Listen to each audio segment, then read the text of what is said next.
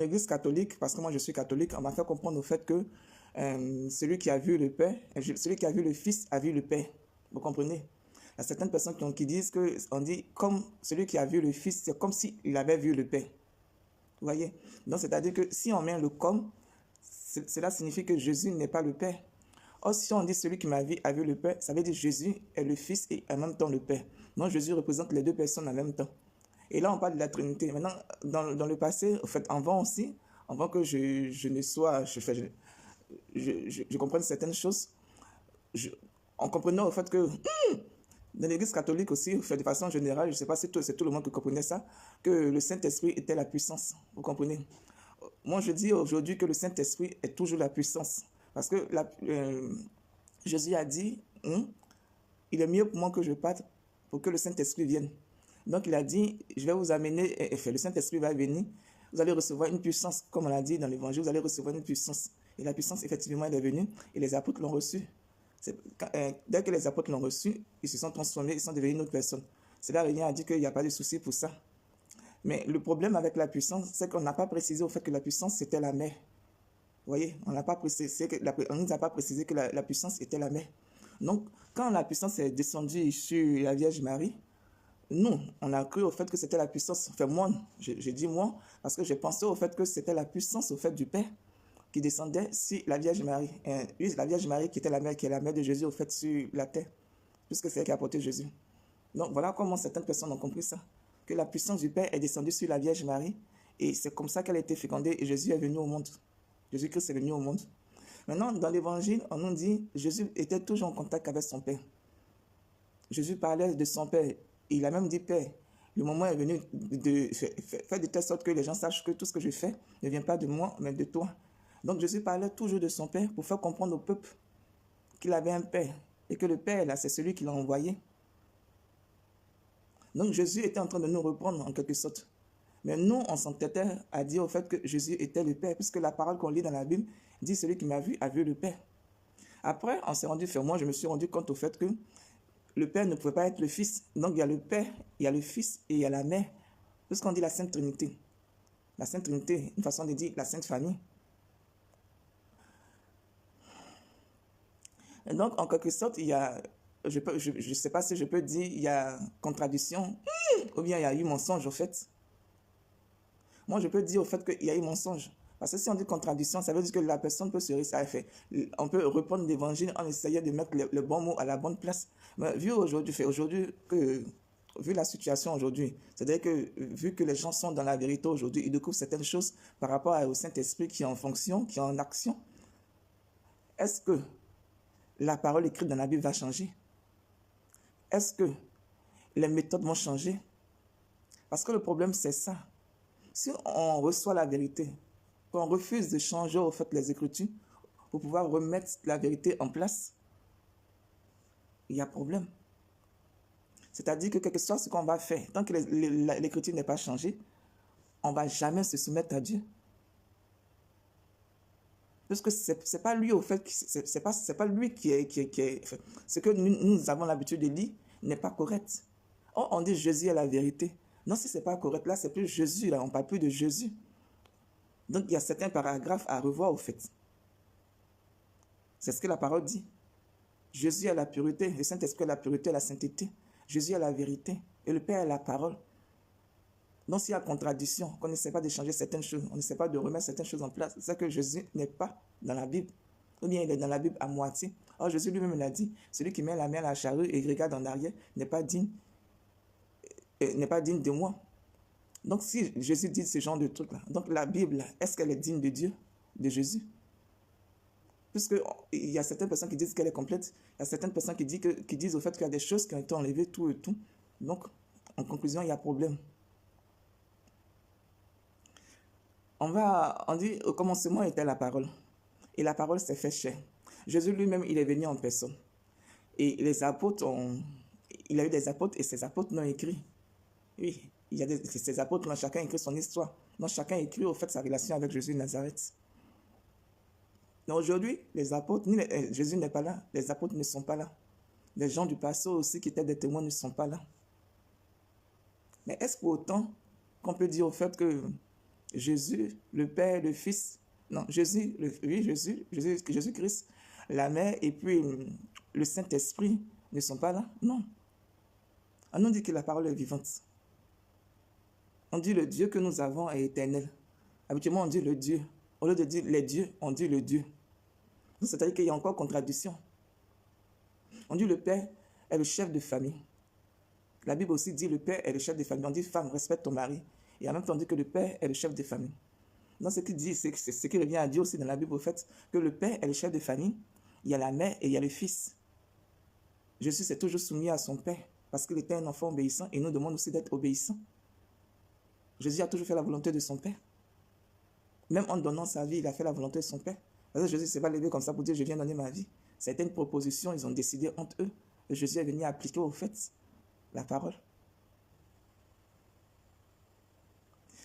La question est de savoir pourquoi nous voulons à tout prix qu'il y ait un seul Dieu. Pourquoi nous parlons d'un seul Dieu au fait? Pourquoi nous voulons accepter cette situation d'un seul Dieu au fait? Pourquoi? C'est ça le point d'interrogation.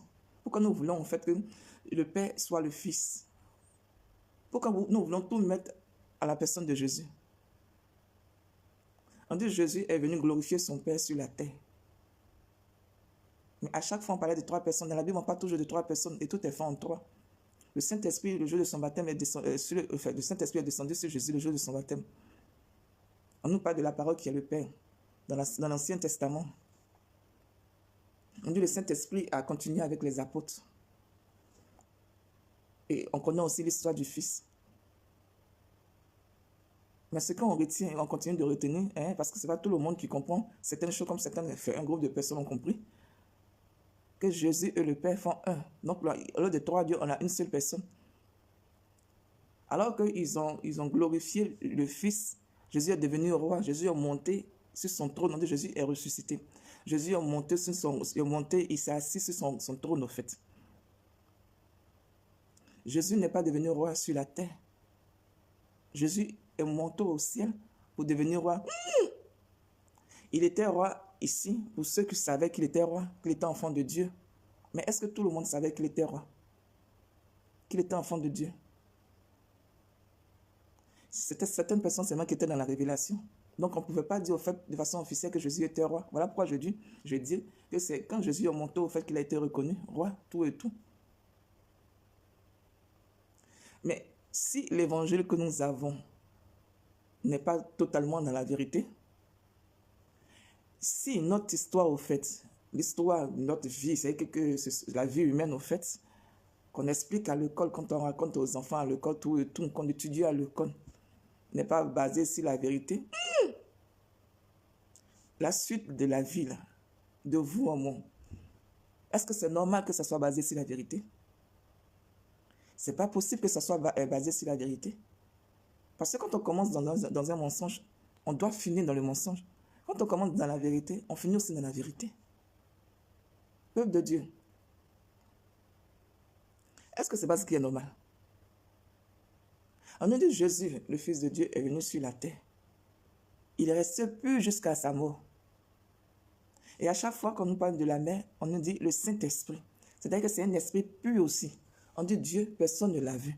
Par contre, on dit le premier homme était, ils ont dit faisons l'homme à notre image. Et on dit le premier homme est devenu un esprit. À cause de l'impureté, à cause du péché. Ce qui revient à dire que le Père qui était humain est devenu esprit. Vous voyez? Au début, le Dieu qu'on adorait était humain comme nous. Donc, il s'est regardé, il a fait l'homme à son image. Ils se sont regardés, ils ont fait l'homme à leur image, en fait. Vous voyez? Et jusqu'à aujourd'hui, on n'arrive pas encore à expliquer de façon claire cette phrase-là. Qu'avant Jésus, un Dieu, le Père, était humain. Donc, pour certaines personnes, Dieu a toujours été, le Père a toujours été esprit. Il a toujours été esprit. Il y a tellement de choses à revoir dans la Bible qu'on ne sait plus quoi dire, quoi faire. Raison pour laquelle je reviens encore à ça. L'homme de Dieu égale sa religion ne peut pas vous créer une relation, une intimité avec Dieu le Père, Dieu le Fils, Dieu le Saint-Esprit. Il n'y a que vous seulement, de façon personnelle, qui pouvez avoir une relation avec ces personnes, ces trois dieux. Il n'y a que vous seulement qui pouvez prendre la décision de changer votre vie. Il n'y a que vous seulement qui pouvez prendre la décision de ressusciter après votre mort. Tout ça là, c'est personnel. On dit, la parole nous dit, le Seigneur nous a créés libres. Raison pour laquelle Adam s'est permis de pécher avec Ève. S'il y avait une dictature en ce moment-là, vous pensez qu'Adam et Ève allaient pécher? Non. Parce que qui était au-dessus de Dieu en ce moment-là? Si Dieu, le Père, a chassé l'ange, enfin le démon du ciel, c'est que ce n'est pas des humains qui ne pouvaient pas chasser. Ce n'est pas des humains qui ne pouvaient pas chasser. Mais on nous dit que le Seigneur nous a créés indépendants. Alors ensuite, il y a eu l'esclavage. Pendant l'esclavage, comment je peux dire ça? La conclusion dans tout ça, ils nous ont fait comprendre au fait que l'homme noir n'était pas... Enfin, on nous a fait comprendre, on nous a même pas fait comprendre. D'abord, l'histoire dit que l'homme noir n'était pas considéré. Non, il n'était pas considéré comme un homme. Donc, il était traité comme un animal. Je vais dire ça comme ça. Parce que vu la façon qu'on traitait l'esclave, ça n'avait pas de sens. C'était inhumain. Et ensuite, on nous dit que l'esclavage a été aboli. L'esclavage est fini. Et dans l'histoire encore qu'on explique à nos enfants à l'école, comme moi-même aussi que j'ai fait, l'histoire que j'ai appris et qu'on continue d'expliquer à nos enfants, on nous dit qu'il y a eu l'esclavage. L'Africain était esclave au fait. Sans préciser qu'on vend l'esclave africain, il y a eu un esclave européen. Le problème aujourd'hui, c'est quoi? Il y a deux choses l'une. Soit la crainte, la peur au fait de retourner à son début. Quand je dis à son début, ça veut dire accepter sa première condition en fait. Je dirais quoi? Oui, sa première personnalité, puisqu'on dit au départ, l'Européen était esclave. Et ensuite, il y a eu l'Africain esclave. Nous, en tant qu'Africains, moi, en tant qu'Africain de façon personnelle, j'aime mon histoire. C'est vrai que je ne l'ai pas vécu. Peut-être que si j'étais là en ce moment, la chose serait différente. Mais aujourd'hui, je dis, je suis africaine. Je suis fier des Africains. Donc, quand on parle de mon histoire, je suis là, je l'écoute parce que je vais la connaître. Et j'ai même fait aussi mes recherches, tout et tout. J'ai vu comment mon peuple a été traité. Et pourtant, on dit l'esclave européen n'a pas été traité comme nous, on a été traités. Donc, ça veut dire que quoi? Eux, ils sont venus, les Européens, quand ils étaient esclaves, on les a intégrés dans la société. On les a intégrés dans la société. Donc, ils n'étaient pas traités comme des esclaves, en fait, pas comme nous, on nous a traités. Et ils avaient juste un temps d'intégration, c'est tout. Mais nous, en tant qu'Africains, on a été battus. On nous a obligés à nous soumettre. Et moi, je vais dire, pour eux, c'était comme une collaboration, en fait. On va dire que c'était comme une famille, un nouveau monde, une nouvelle façon, enfin, une nouvelle civilisation, en fait. Vous voyez? Ici encore, il y a une différence. Mais le problème, c'est que ce n'est pas expliqué comme ça aujourd'hui. Donc, c'est-à-dire que l'enfant européen ne connaît pas son histoire. Parce qu'il ne sait pas d'où il vient. Il ne sait même pas qui étaient ses grands-parents dans le passé. Donc, encore là, il y a un problème. L'Africain ne peut pas oublier son histoire, puisqu'il y a dans certains pays, on lui dit sale nègre. Sale nègre, sale nègre. Mais le mot sale nègre, là, ça signifie quoi? Quand on dit ça à l'Africain, il a mal. Moi, je me rappelle une fois, mon fils est venu, il a failli frapper un enfant. Un blanc qui lui a dit ça, sale nègre. Il l'a secoué et puis après, il a laissé. Ce jour-là, je vais dire peut-être que mon fils était de bonne humeur, voilà pourquoi il a laissé. Mais heureusement qu'il n'a pas frappé, parce que quelquefois aussi, il se bat, parce qu'il se sent menacé, il se sent attaqué. Parce qu'il faut dire au fait que ici, en Europe, c'est pas facile. Les enfants sont méchants entre eux. Le fait même de traiter un Africain, le fait de traiter un Africain, enfin, appeler un Africain sale nègre, je dis, c'est méchant. Donc, si les enfants d'aujourd'hui continuent de traiter l'Africain comme un sale nègre, c'est que les parents qui sont, enfin, les adultes qui sont leurs parents, n'ont pas encore mis une croix sur cette histoire-là. Donc, pour eux, il n'y a pas eu, comment on appelle ça, fin d'esclavage. Parce que ces enfants-là n'ont pas vécu l'esclavage. ils sont dans le présent, mais ils se permettent d'insulter des gens, des humains, ça naît. Donc tout est parti, tout dépend encore de l'éducation, tout dépend encore des parents. Il y a des blancs, même parents, des adultes jusqu'à présent, qui n'acceptent pas les noirs. Donc ce qui revient à dire que dans le futur, là, ça va nous suivre si on ne fait pas attention. Si le peuple ne comprend pas, qu'il ne sait pas de revoir sa situation, le blanc ne comprend pas qu'il ne sait pas, il ne sait pas de revoir sa situation, sa manière de penser. Encore dans le futur, nos enfants africains seront appelés sales nègres. Si dans la religion, dans la Bible, dans le spirituel, il y a problème. Si dans, comment on appelle ça même?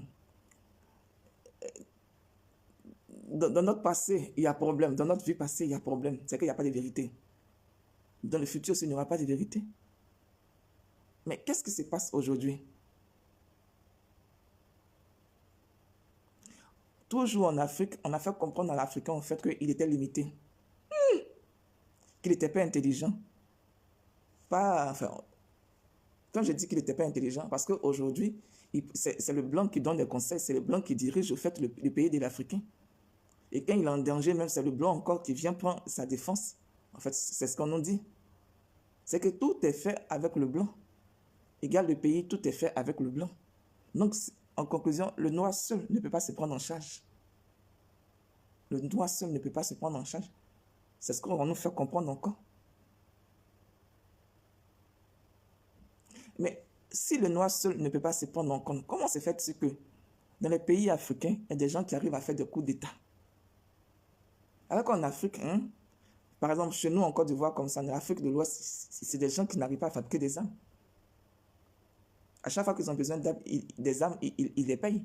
On commande des armes ailleurs, dans les pays qui fabriquent des armes. Et puis nous-mêmes payer les armes, là, on le fait juste pour avoir une armée. Mais se baser sur ça comme les grandes puissances le font, là, non, ça ne fait pas partie de nos pensées. Les bombes nucléaires, tout ça, c'est des choses que les Africains n'ont pas. Surtout l'Afrique de l'Ouest, ils n'ont pas. Parce qu'aujourd'hui, qu'est-ce qu'ils veulent? Ils ne mettent pas l'argent dans l'Almérie, au fait, dans les armes. Pourquoi? Parce que pour eux, c'est des choses qui détruisent. Mais ils payent les armes pour pouvoir se protéger. La différence, c'est que nous, on paye les armes pour pouvoir se protéger au cas, enfin, le jour où il y a une guerre. Mais celui qui fabrique les armes, là, il fabrique les armes là pour démontrer qu'il est puissant. Vous voyez la différence? Il y a des gens qui fabriquent les armes juste pour démontrer qu'ils sont puissants, qu'ils sont forts. Et pendant ce temps, il y a d'autres qui payent juste pour pouvoir se protéger au fait, au cas où ils sont en danger. Mais si on nous dit au fait qu'à chaque fois qu'on a besoin de l'aide, on doit faire venir des grandes puissances pour nous protéger. Comment se fait-il au fait qu'il y a des présidents qui arrivent à mourir au pouvoir? Et ces présidents qui arrivent à mourir au pouvoir, là, ou bien qui font le coup d'État, ils ne comptent pas sur le peuple pour faire des coups d'État. Oui. Jamais en Afrique, un président...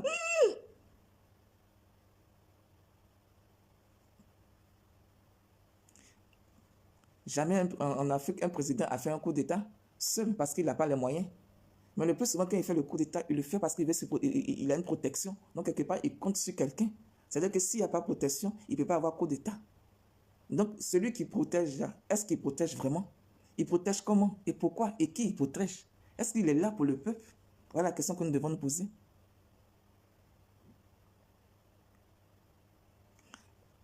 Ça fait hier, on était sur la Côte d'Ivoire par rapport aux informations.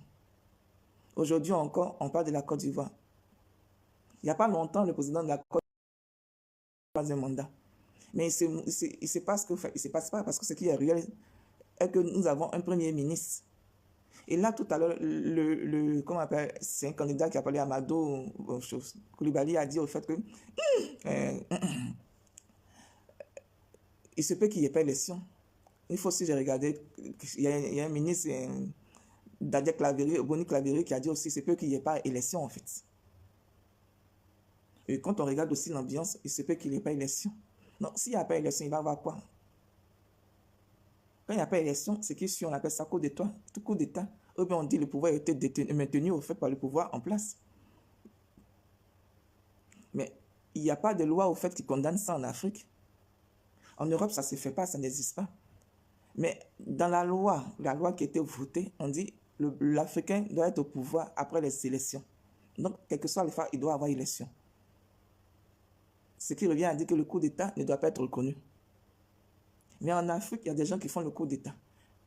Mais c'est quelque chose de bizarre, c'est que ceux qui font le coup d'État, là, c'est eux qui punissent les autres. C'est-à-dire que moi, je viens, je fais un coup d'État. Au lieu que je sois puni, c'est moi qui punis les autres. Donc, quand c'est comme ça, c'est-à-dire qu'après, les gens sont étonnés qu'il y ait un désordre. Ce qui est normal, parce que la suite, là, ça doit être le désordre. C'est comme l'évangile, la parole. Si Jésus, il y a eu mensonge dans la Bible, c'est que la suite, ça sera un désordre. C'est-à-dire que la religion ne sera plus dans la vérité. Pareil aussi, s'il y a coup d'État, c'est que jamais, plus jamais, le peuple sera comment on appelle ça, dans la démocratie, jusqu'à ce que le président qui a fait le coup d'État là, quitte le pouvoir. On nous dit l'évangile est vivante. On nous dit l'évangile est vérité. Et en même temps, on nous dit c'est un couteau à double tranchant. C'est de la manière que tu es venu au pouvoir. C'est comme ça, les Ivoiriens disent que c'est comme ça que tu t'en vas. C'est de la même manière que tu es venu là. C'est comme ça que tu t'en vas. L'évangile nous dit quoi? Si tu tues par les âmes, tu vas mourir aussi par les âmes. C'est que l'évangile aussi nous dit la mesure que tu utilises pour juger ton prochain, c'est comme ça toi aussi tu seras jugé.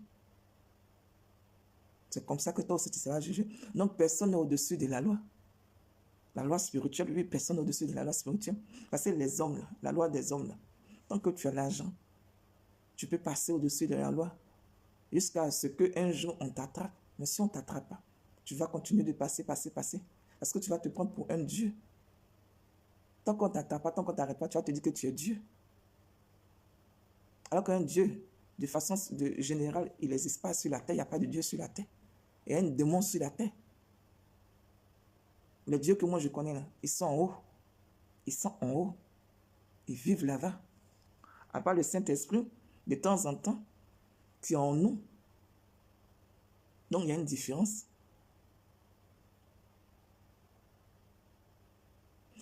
Dans la Bible, on dit quand tu attrapes un voleur, il faut le dénoncer. Si tu ne le dénonces pas, il va continuer de voler. Dans la sorcellerie aussi, dans le spirituel, on dit quand tu attrapes un sorcier, il faut le dénoncer. Si tu ne le dénonces pas, il va continuer de voler et il va continuer de tuer, il va continuer de faire du mal. C'est pareil aussi dans la vie courante. Quand quelqu'un fait du mal, que les gens n'osent pas ouvrir leur bouche pour lui dire qu'on sait ce que tu es en train de faire. Ce que tu es en train de faire, là, ça ne nous arrange pas. Il faut que tu arrêtes.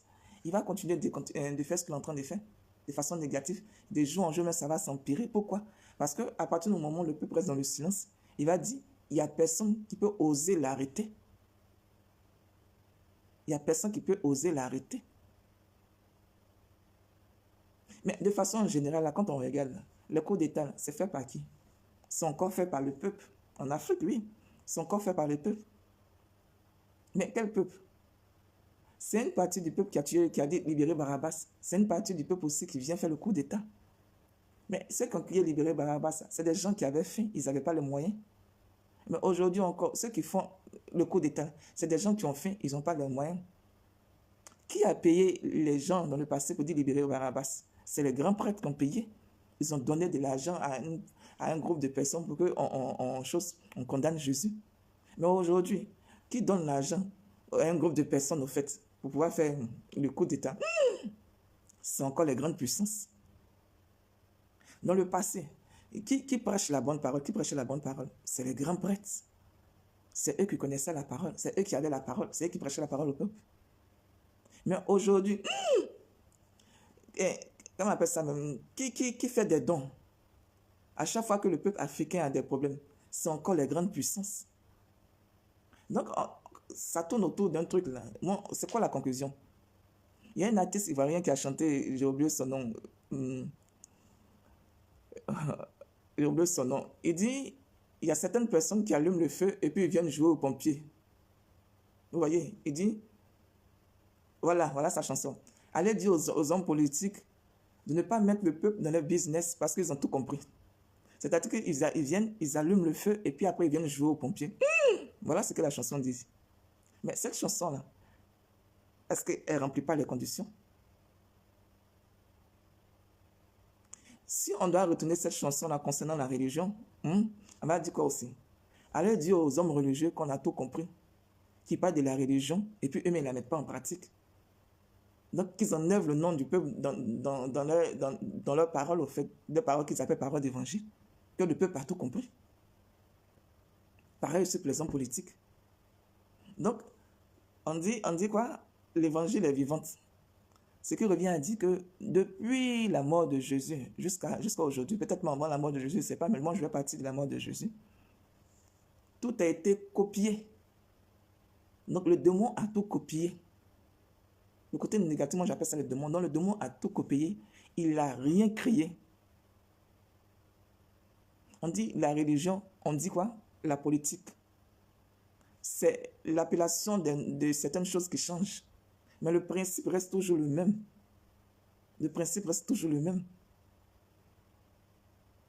On dit quoi? L'esclave. On dit qu'il va rester esclave jusqu'à la vie. Ça veut dire quoi? On ne le dit pas de façon directe, mais jusqu'à présent, il continue de souffrir, il continue de demander, de mendier. Et en même temps, on dit les grands prêtres là, ils sont morts. C'est quand ils sont restés grands prêtres jusqu'à la vie. Même on dit prêtre à vie. On n'a jamais dit prêtre de passage, on dit prêtre à vie. Prêtre à vie. Donc, si on dit prêtre à vie, on dit esclave à vie. Mais les grandes puissances vont se dire aussi grandes puissances à vie. Donc, on tourne autour de quoi? De l'Afrique, de la religion et de grandes puissances. Qui revient à dire quoi? Le Père, le Fils et le Saint-Esprit. Le diable a créé 3 parties. Le spirituel aussi a créé 3 parties. On parle de pandémie. Pendant qu'on parle de pandémie, on parle de décès, on parle de mort. Donc, on parle de destruction en fait de l'esprit. Parce qu'il y a des gens qui prennent un coup, qui ont peur de mourir. Et en même temps, dans cette situation-là, où on doit parler de, comment je peux dire ça, de souffrance, il y a certaines personnes qui profitent pour s'installer, pour faire ce qu'ils veulent. Parce que eux, qu'il y ait pandémie ou pas, ce n'est pas le problème. Leur programme a été établi depuis longtemps. Non, ce n'est pas la pandémie qui va changer quelque chose.